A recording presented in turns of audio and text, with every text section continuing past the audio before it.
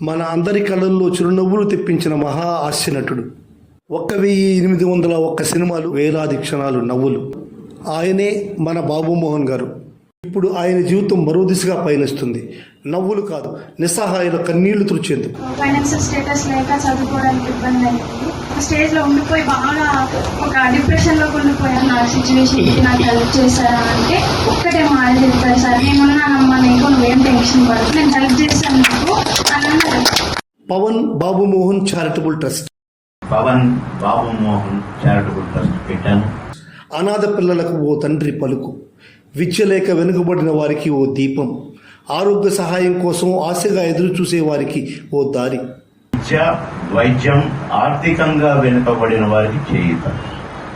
ఈ 3 కార్యక్రమాలు మెయిన్ గా పెట్టుకొని ఈ ట్రస్ట్ పెట్టడం జరిగింది. ఈ ట్రస్ట్ కుల మతాలకు అతీతంగా ప్రతి ఒక్కరిని ప్రేమతో చూసే దృక్పథంతో పనిచేస్తుంది.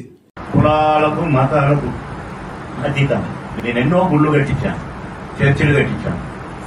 ఇక అసలు ఈ హనుమాన్ టెంపుల్ చిన్న చిన్నవి అయితే అసలు చాలా కులాలకు మతాలకు అతీతంగా ఎవరికి ఏది అవసరమైతే వాళ్ళు చేసుకోలేని పనిని ఈ ట్రస్ట్ చేసి సహాయపడి తీరుతుంది.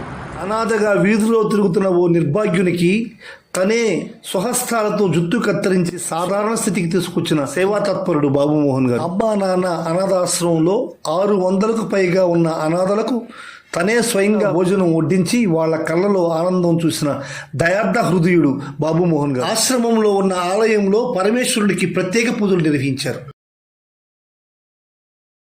ఇక్కడ చేతులు కలిపేందుకు ముందుకు వచ్చే ప్రతి హృదయానికి ఈ సేవాయాత్రలో స్థానం సిద్ధంగా ఉంది. సేవ చేయాలన్న మనసే వాలంటీర్కి అర్హత. మన చేతుల్లో ఓ కొత్త లోకం తయారు చేయొచ్చు. Pawan Babu Mohan charitable trust. మానవత్వమే మా మార్గం.